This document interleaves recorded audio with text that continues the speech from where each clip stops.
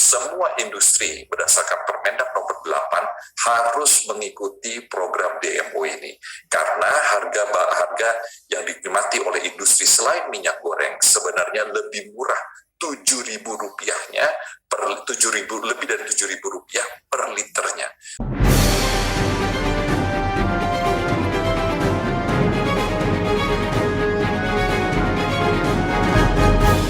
Jadi fungsi daripada domestic market obligation ini adalah sebenarnya memilah harga internasional dengan harga domestik. Jadi kalau kita lihat, Bapak dan Ibu, kalau kita lihat pada Januari tahun 2022, kan kalau saya utarakan tadi kan kita baru mulai pada tanggal 11 Januari, jadi average harga pada Januari 2022 itu minyak goreng kemasan itu harganya sekitar 20.406, kemudian harga curahnya itu berkisar di harga tertingginya itu di harga 17.752 harga rata-rata pada bulan Januari. Ya, kemudian Bapak dan Ibu, harga seiring dengan kenaikan harga CPO yang terus menanjak, bahkan average pada bulan Maret 2022, harga pengapalan Malaysia itu sudah mencapai Rp22.324 per liternya. Dan kemudian kalau kita lihat sebelumnya Bapak dan Ibu selalu memang ada terjadi gap antara Malaysia dan Indonesia karena Indonesia menerapkan yang disebut dengan pajak ekspor dan biaya keluar sebagai bagian daripada bio-30 dan biaya keluar. Jadi perbedaan harga Malaysia dan Indonesia itu sekitar $375 pada hari ini. Sedangkan di Malaysia pajak ekspornya itu sekitar $100. Nah, ini yang menyebabkan harga Malaysia dan Indonesia berbeda, dan di sini juga kita bisa mengatakan kepada seluruh industri, terutama yang tidak ada urusannya dengan minyak goreng, kami ingin memberitahukan bahwa terjadi perbedaan harga yang sangat mencolok antara harga Malaysia dan Indonesia. Untuk itu, semua industri berdasarkan Permendak nomor 8 harus mengikuti program DMO ini. Karena harga yang dinikmati oleh industri selain minyak goreng sebenarnya lebih murah, Rp7.000-nya lebih dari Rp7.000 per liternya. Oleh sebab itu, saya mengingatkan kepada seluruh industri, tidak ada alasan untuk Bapak dan Ibu tidak mengikuti harga program DMO ini, karena harga yang Bapak Ibu nikmatin adalah harga lebih murah, lebih dari Rp7.000, sedangkan harga jual Bapak dan Ibu adalah international market atau setara dengan Malaysia Rp22.324 per liternya. Dan Bapak dan Ibu, saya dari graf ini juga ingin menunjukkan bahwa sudah terjadi perbedaan yang signifikan antara harga internasional dan harga domestik. Dan inilah objektif yang kedua yang akan kita kerjakan.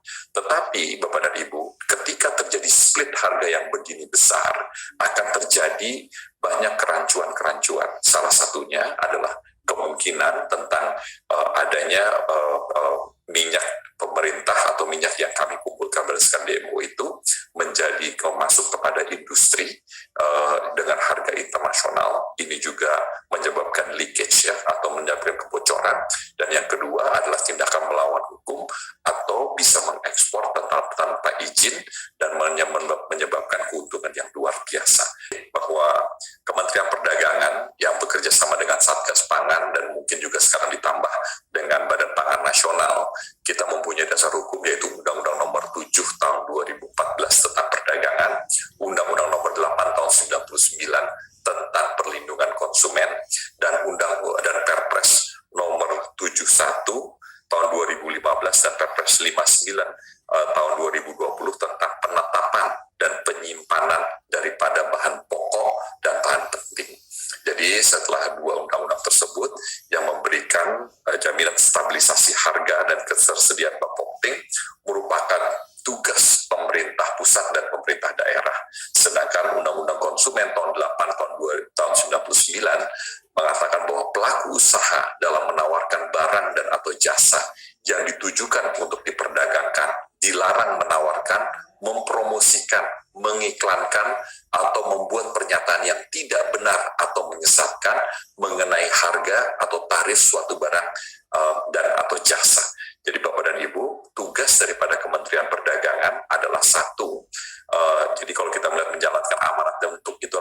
menjaga stabilitas harga dan ketersediaan barang kebutuhan pokok dan bahan penting, Menteri Perdagangan diberikan kewenangan satu untuk menetapkan kebijakan harga. Jadi harganya ini adalah tanggung jawab Kementerian Perdagangan. Yang kedua, mengelola stok dan logistik. Jadi perdagangan antar pulau, pengawasan ketersediaan di stok di gudang dan atau pelabuhan, optimalisasi sarana distribusi, koordinasi fasilitas moda transportasi, dan koordinasi ketersediaan stok adalah tanggung jawab kami. Dan yang ketiga, mengelola ekspor impor. Jadi prioritas pasokan pangan yaitu yang berasal dari produksi dalam negeri, juga hasil dari dalam negeri yang belum mencukupi, kita mengatur untuk ketersediaan impornya. Jadi komoditas yang ditetapkan dari 11 bahan pokok yang kita lakukan adalah alokasi pengeluaran rumah tangga yang tinggi, memiliki pengaruh terhadap inflasi dan juga memiliki kandungan gizi yang tinggi, yaitu 11 bahan pokoknya. Bahan pokok itu adalah beras, kedelai, cabai, bawang merah, gula, minyak goreng, tepung terigu, daging sapi, daging ayam, ras telur ayam, ras dan juga ikan segar. Dan bahan pentingnya itu terdiri daripada benih, pupuk, gas LPG 3 kg, triplex semen, besi baja dan konstruksi dan baja ringan. Maksud saya mengatakan di sini Bapak dan Ibu sesuai dengan Permendak yang sudah saya sebutkan tadi adalah Permendak nomor 1, nomor 2, nomor 3, nomor 6, dan nomor 8. Kami ingin mengingatkan kepada seluruh masyarakat terutama yang mengikuti daripada tata niaga minyak goreng adalah minyak tersebut adalah minyak pemerintah dalam program DMO. Jadi penyesuaian dengan harga adalah ketentuan mesti mengikuti ketentuan pemerintah. Oleh sebab itu Bapak dan Ibu, kami ingin mengingatkan sekali lagi dengan ketersediaan dan besarnya jumlah yang sudah digelontorkan lebih dari cukup untuk kepentingan nasional. Kami ingin mengingatkan bahwa Bapak dan Ibu tidak diperkenankan untuk melaksanakan tata niaga di luar hal tersebut. Kami melihat ada beberapa kerancuan-kerancuan di pasar. Tadi kami beserta Kepala Badan Pangan Nasional sudah melihat, memberikan sampling di salah satu pasar di Jakarta. Kita sudah melihat barang ada di pasar tradisional, tetapi harga tidak sesuai dengan HET. Jadi yang terjadi adalah banyaknya konsumen yang pergi ke retail modern, karena di retail modern harga terjamin sesuai dengan HET pemerintah. Dan ini bisa terjadi adalah orang ngantri di pasar modern atau barang-barang di retail modern dijual di retail tradisional dengan harga yang tinggi. Saya ingatkan sekali lagi, tidak ada lagi stok lama. Kalau memang masih ada stok lama, kita akan verify dan kita akan revaksi daripada stok lama tersebut. Tetapi Bapak dan Ibu, kita minta untuk kalau bisa harus berpartisipasi, semua harus berpartisipasi di dalam proses ini, dan kalau bisa Bapak dan Ibu juga ikut melaporkan kalau ada terjadi kecurangan-kecurangan, karena kami akan menindaklanjutinya secara hukum. Jadi Bapak dan Ibu, kalau boleh saya ingin memberikan beberapa hal yang terkait dengan proses DMO ini, yaitu pertama adalah kebijakan Kementerian Perdagangan terkait Domestic Market Obligation atau DMO beserta Domestic Market Obligation sebagaimana diatur dalam Permendak nomor 8 tahun 2022 adalah kebijakan jangka panjang. Kebijakan DMO dan DPO tetap menjadi kewajiban para eksportir CPO, produk turunan CPO, UCO, dan biodiesel.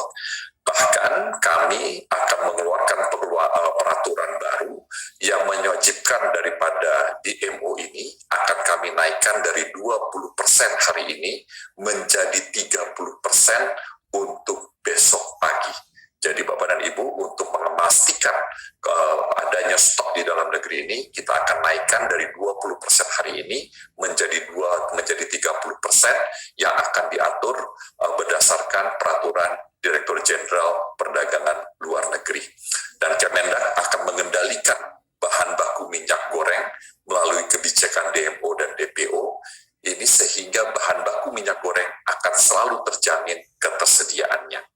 Yang kedua, kebijakan Kementerian Perdagangan tentang harga eceran tertinggi atau HET minyak goreng melalui Permendak nomor 6 tahun 2022 tetap dipertahankan dipertahankan dan akan diperkuat.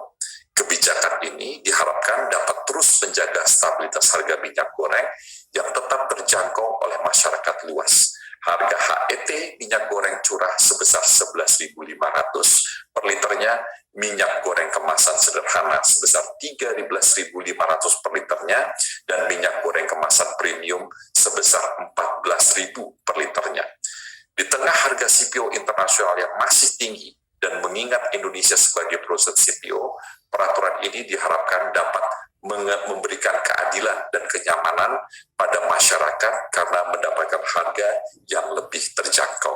Bapak dan Ibu, saya ingatkan pagi ini saya beserta Kepala Badan Pangan Nasional sudah berkoordinasi dan kami akan melakukan peninjauan dan mengatur dengan Mabes Polri untuk memastikan daripada ketentuan HET ini. HET ini akan berlangsung untuk waktu yang lama, panjang, tidak kurang dari setahun, untuk memastikan ketersediaan dan objektivitas, yaitu memberikan keadilan dan kenyamanan kepada masyarakat untuk mendapatkan harga yang lebih terjangkau.